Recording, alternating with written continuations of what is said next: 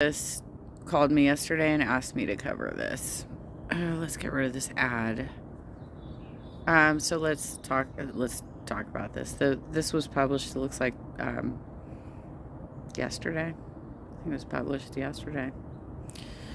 Nancy Pelosi's main 2022 opponent, Shahid Buttar, wants war with the Democratic establishment. Okay, so Eric, you used that word specifically because he's a progressive. He's anti-war.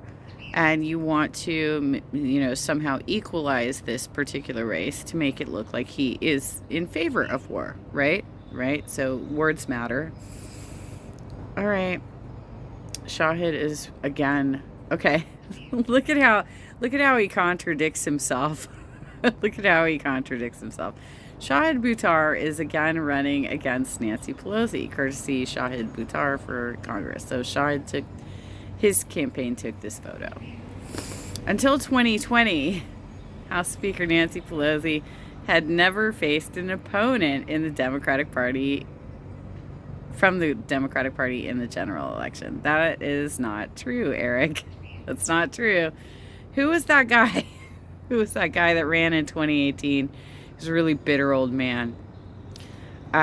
He was an attorney, and he was a really bitter old dude. And he was very upset that he lost support from the progressives because progressives ended up recruiting Shahid Buttar in the 2018 run, Eric. So clearly you don't even have your political bona fides here to even talk about what you're talking about.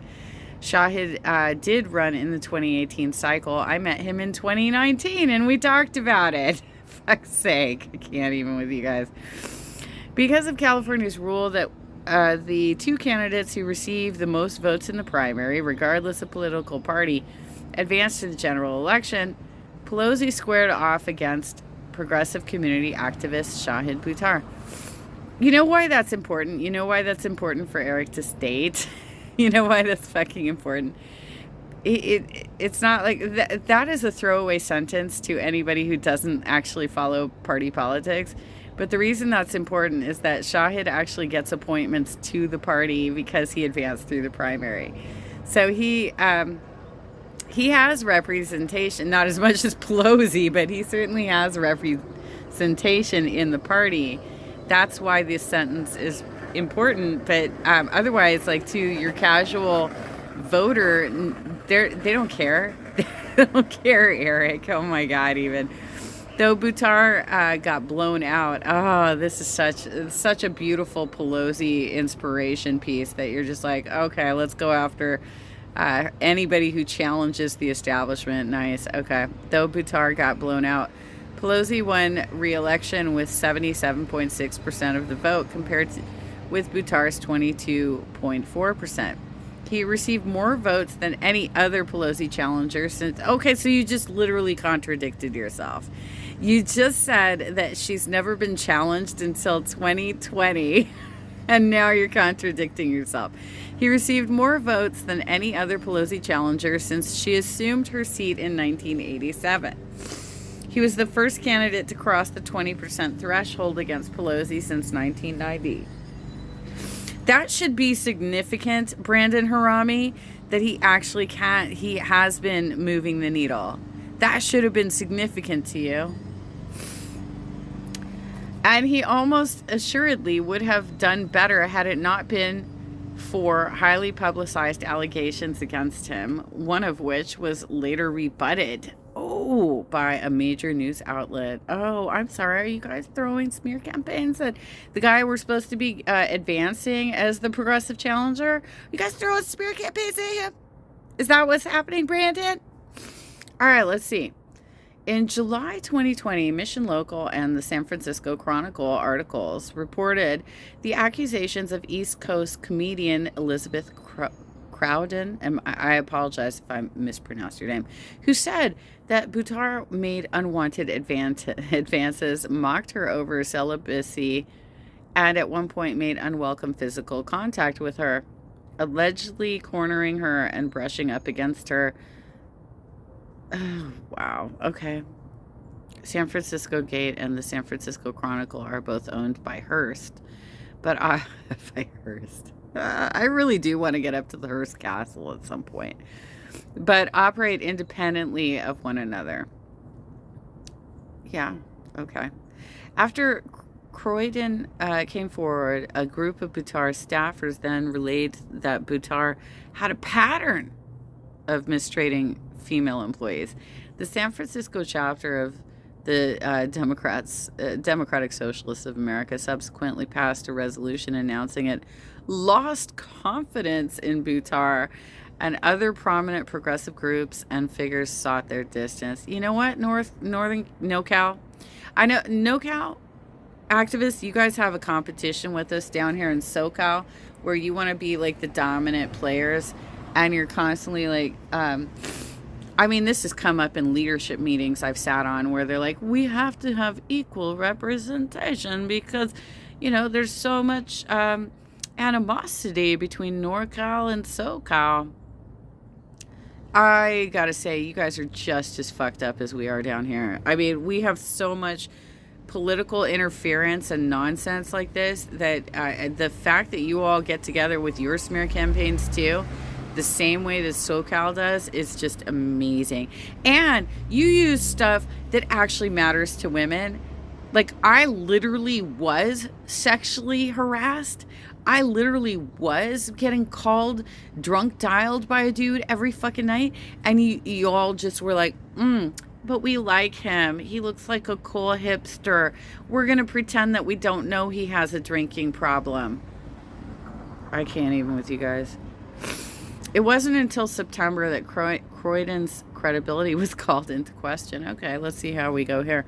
The Intercept published the report stating the Intercept was not able to corroborate Croydon's allegations and has interviewed multiple sources who recounted having disturbing interactions with her that caused them to question her credibility. Oh, for fuck's sake, you guys. The Intercept reported that Croydon's former roommate said that the accusation sounded remarkably familiar, as it was actually the roommate who went through a period of celibacy. So this woman didn't even do this shit. Oh my God. And was mocked and harassed by Croydon for doing so. Oh my God. So she's one of these pathological liars. And, I've met so many of them from LA, but I guess you have them up north too, right? To the roommate, Croydon appeared to be taking behavior she herself had engaged in and imputing it to Buttar. Oh, yes. We see that so much, the Intercept reported. We see that so much. The people who are the biggest offenders are literally assigning their own attributes to other people. In a recent interview with San Francisco Gate, Buttar said that all of the allegations against him are false. He likened criticisms that he mistreated female employees to similar charges levied against Vermont Senator Bernie Sanders during his presidential campaigns. Yes, right, Buttar? It literally, okay, Shahid, this is literally the same bullshit they threw at Arturo Carmona, right? And on top of it, then, because they thought, okay, we're going to tank Arturo's campaign because he's running in CD 34 in a special election, and the campaign followers, I'll be very clear in that, because the campaigns always separate themselves from this sort of bullshit. But the followers of Kenneth Mejia's campaign were the ones actually circulating that bullshit the most. And who did it benefit? The establishment. Jimmy Gomez got in. Okay. And it was used against Bernie Sanders 2 years later. And then the accuser, Masha Mendietti, I think that's how you... Mendieta. I apologize if I'm getting the names wrong. Masha then was like ashamed that she actually participated in that bullshit because it was being used against Bernie Sanders when he ran in 2020. Oh, you guys are terrible. You don't think ahead of how your lies will compound.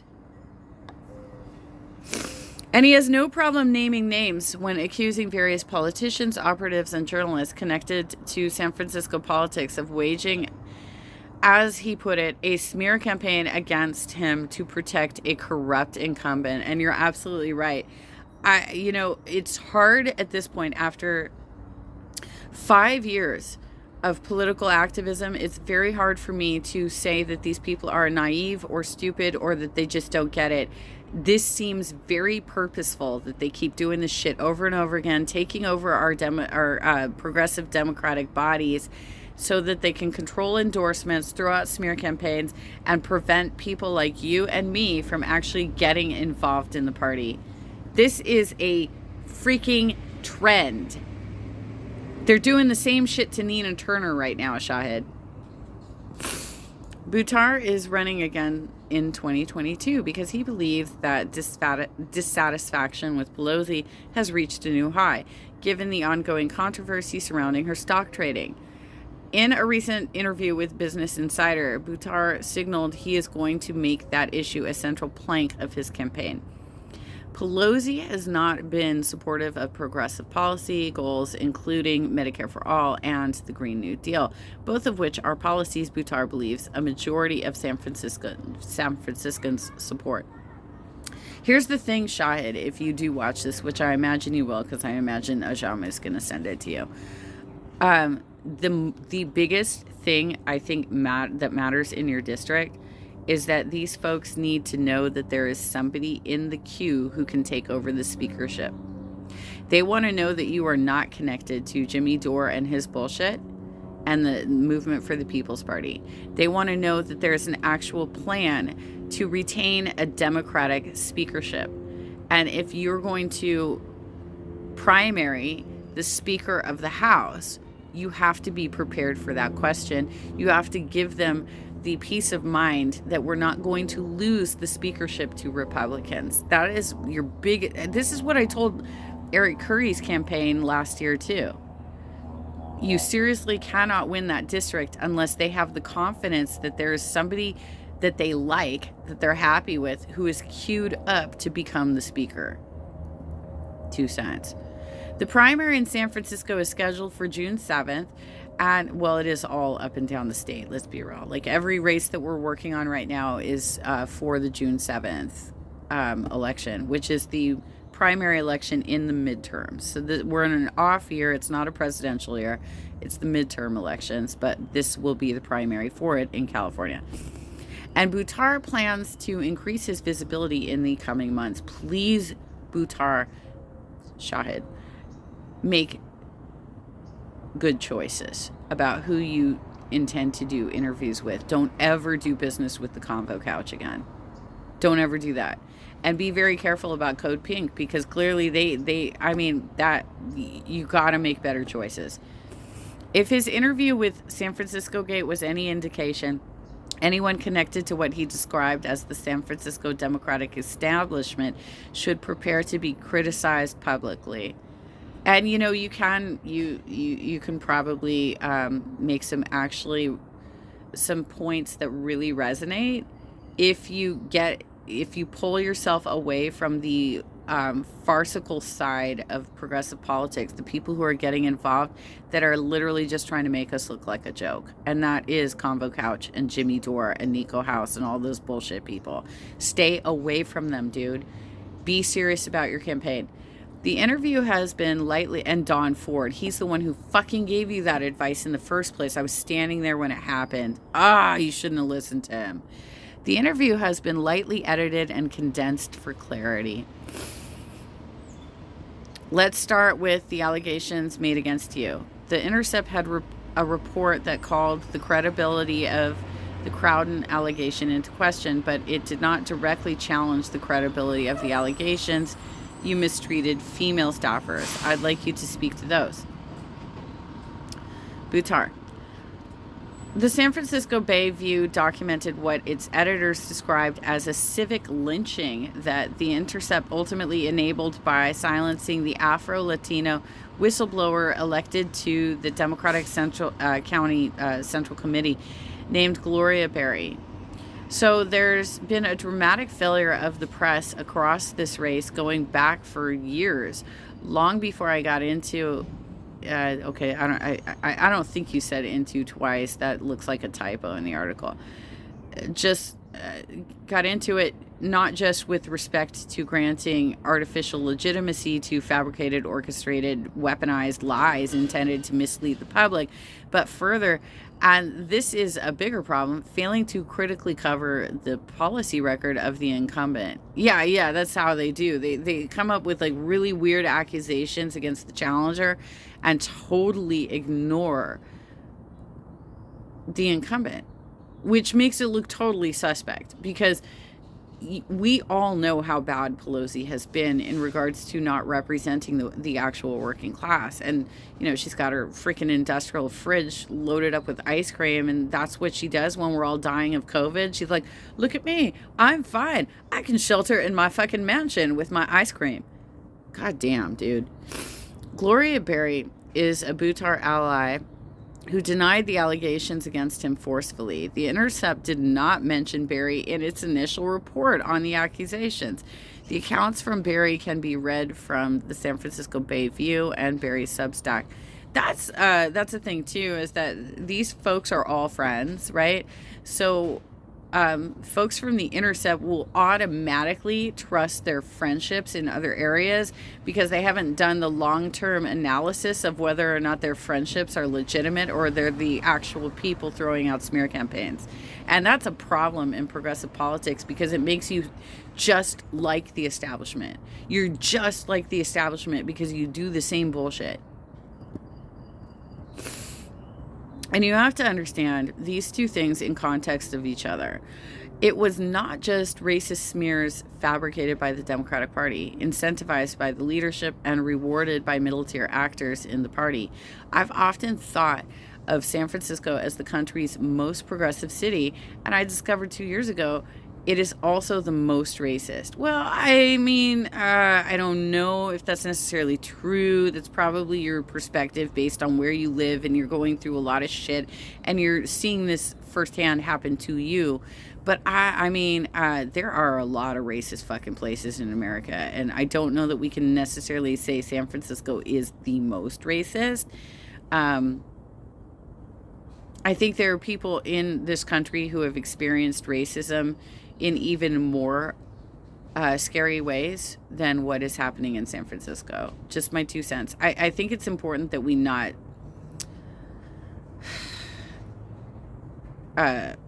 try and center, like, I understand like the pain and the anger from that sort of stuff happening, but I think it's important that we don't try and discount what is happening in other places as being less so than what's happening in San Francisco, if you get my point. And I say this having grown up in St. Louis. Okay, well, so you got some other spots to live in. Having lived in Chicago. Having lived in, I mean, literally, Shahid, I spent 3 years in Richmond. They still had the Confederate statues up. When we did team building events for work, people self-segregated. It was really bizarre to see, like, all of the African-American people sitting at one table and all of the popular white people sitting at another table, and then all of us rejects who didn't fit into either crowd sitting at another table. And that was still going on as adults for team building activities for the company I worked with. That was Richmond, Virginia. And Virginia is a purple state. I have to say this, having grown up in St. Louis, having lived in Chicago, having lived in Washington, D.C. I've spent time... Okay, so you were kind of close to where I was, but I was a little bit closer to, like, where the actual racism was. Like, the stuff up in Arlington isn't the same because that's mostly Democratic. I've spent time in Northampton, Massachusetts, and Salt Lake, okay. Salt Lake City, Utah. Buttar then made a series of claims about individuals, some prominent and some not, connected to San Francisco Democratic Party politics, and SF Gate could not independently fact check. How convenient.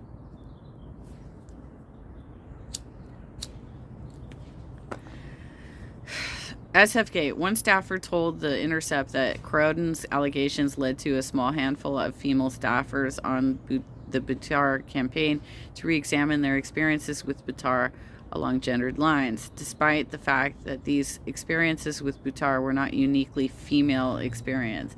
But this is literally what happened to Arturo Carmona, Shahid.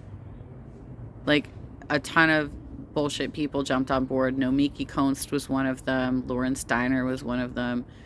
There was a lot of people who jumped on board and was like, yeah, I just didn't like the way he spoke to me.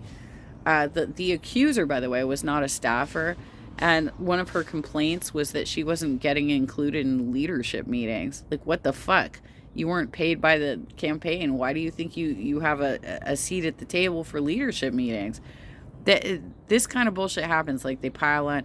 Like, what I've heard, Shahid, is that you're very stubborn, right? And that you want it your way. And so apparently you rubbed people the wrong way in that regard because you have a vision and you want it your way, and you apparently were not doing enough to make them feel like their opinion was valued. And so people are childish and bitter, and they're coming after you, dude.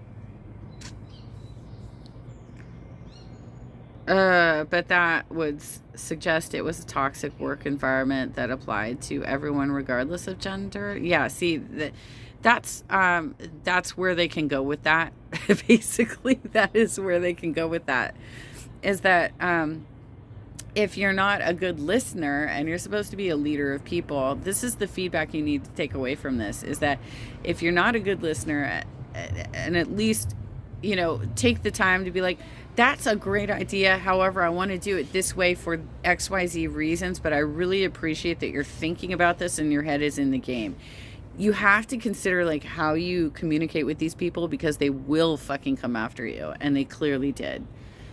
Buttar, I'm interested in how you reached that analysis based on the quote. It seems to me that the quote suggested, in fact, that there was nothing gender related on the team, and a bunch of people contrived a gender-based story out of political convenience of having an accuser to whom to attach their accusations. Yes, you are correct, Shahid, but at the same time, you have to do more to keep these people loyal to you. That's where you're struggling here, is that you're putting them in a position where they're not exactly happy with your leadership. And so because people are childish and bitter, they're being stupid about it and really coming after you hard. So you have to consider, how are you relating to your campaign staff, and are you creating that loyalty? What can you do better to actually create that loyalty? Because these fuckers are childish and they're coming after you. I don't know if I'm going to read this whole thing. I mean, I get where it's going. I think what I'm going to do is just drop the link, because I have to eat breakfast and go to work. I can't do the whole thing. But a point being, Shahid, is that you can turn this around, because these people are fucking stupid. They're so stupid that you can easily overcome this nonsense, in my opinion. But in order to do so, you have to do more to actually build loyalty within your own campaign, so that you don't have this problem happen to you again. 2 cents.